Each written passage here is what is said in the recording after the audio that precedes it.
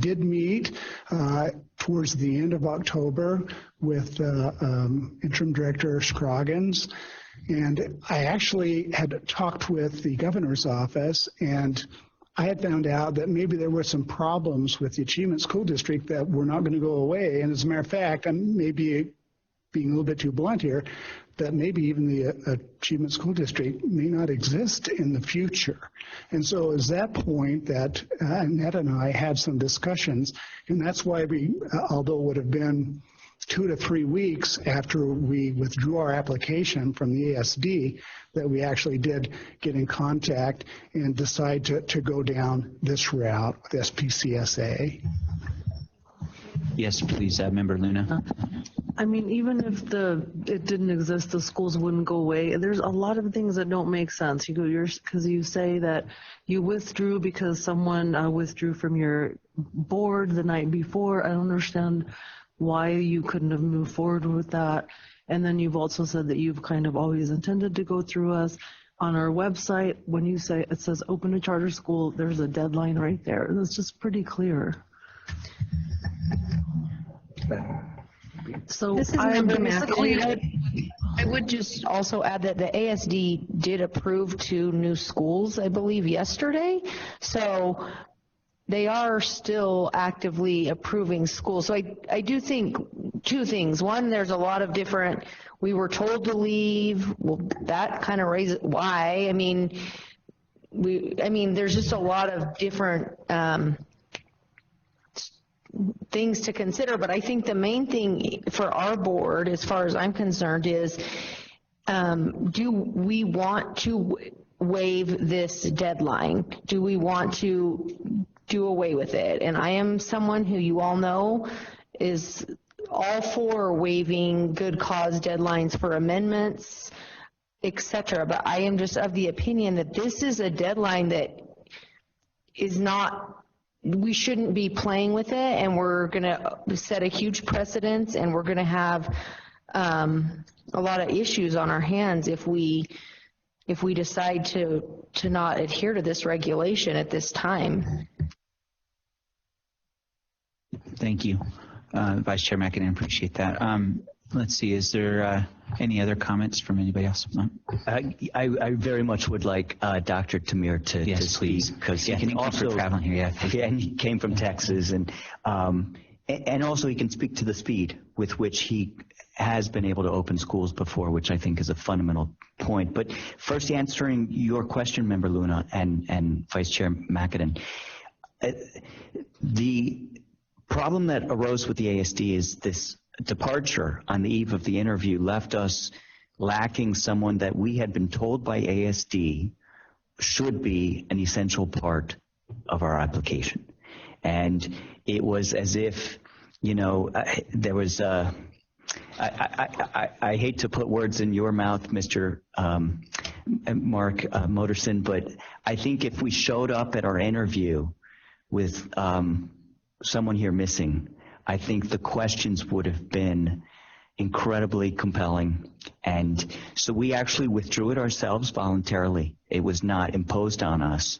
And the silver lining to the rainbow after the storm was that that's when we found Dr. Buck. And it was just, unfortunately, it was almost within 2 to 3 days later, but, you know, we had done the withdrawal. And so that process was finished. It was afterwards, we had already heard some issues with ASD, and those issues started beating like a drum later, much more loudly. So, and they certainly gave us pause about wanting to get back in the next cycle with them. I'm going to turn it over to you, Dr. Tamir. I think you have a really fundamental part of this as well. Yeah, thank you for those comments.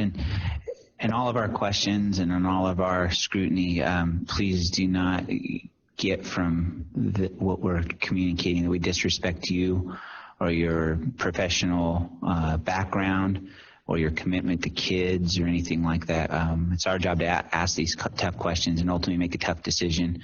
And I hope you know that we respect all of you very, very much. And it's a rare occasion when I find myself disagreeing with you all as esteemed professionals and doing the good work that you do. So certainly, Mr. Chairman, I do understand and your concern, comments, and the concern of the staff members. My name is Soner Tarim. I'm here because I want to support this organization. If I didn't believe that this group wasn't ready and had a good dream team, I wouldn't be here, because I put my reputation here on the line, because I have done this charter school work. Some of you have maybe heard. Started charter school in 2000 with 200 students in one location. And currently, when I left as of a few months ago, Harmony Public Schools, we were serving 35,000 students in 56 different locations and 17 cities in Texas. So in terms of, I understand the concern, the timeline, once this is granted, we will have a very short window of getting school started. And I can speak that I have done similar timelines in the past and get a lot of schools ready. And I feel that it is we're in the same situation. Of course, it's your decision to grant us this whether we're going to go into 2019. What I understand that there will be only one school going through 2019 application. And I know, I have great respect for Mark. We have met before back in September, I believe,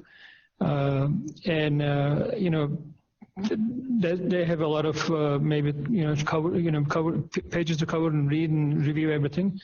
But if you work with us and allow us to go through this process, we want to make sure that we are going to make your job a lot easier. And what I see, certainly I see your point, Mr. Chairman, that the success of our organization, it's going to be success of this whole body. Success of the industry. We don't want to make sure that you grant a failing organization and we start failing, basically failing our students. Our reputation is your reputation. We understand that. And we're putting ourselves into this short timeline, understanding and knowing that this could be done. And I have done it. And 56 times in Texas, and then helped many other charter organizations, successful charter organizations, nationwide. So that's how I come from. And in terms of, I certainly agree that letter of intent is a critical piece, and it shows the wheels in motion, as Mark mentioned. But I know that Annette has been working on this more than a year, and visiting schools, doing this, preparing application. I have seen her application, and her application to ASD. To me, it's gonna basically be approved easily.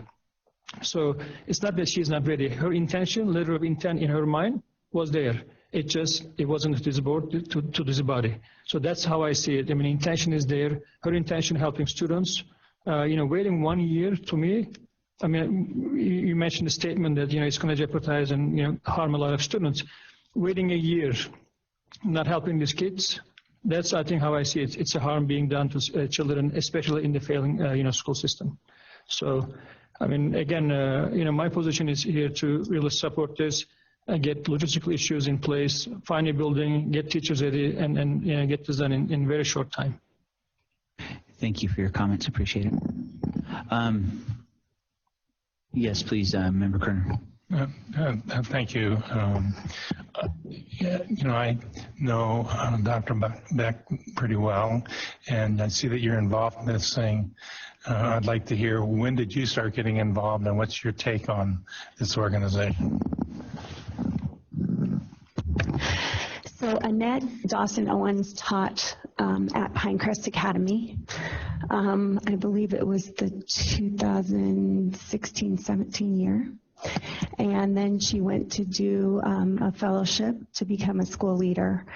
And she helped a lot with implementation, as well as, everybody at Pinecrest. And so I officially became part of the board at the CSAN conference, I want to say. So it was October-ish. I became involved, or September. I had always been involved with her as far as talking her through a model, accountability, instruction, picking curriculum, which is my strengths. laying out evaluation, and all of the school side of things. And so I was excited to bring, to introduce Soner, because he brings the whole facility, the EMO, all of the logistical side that I don't necessarily have that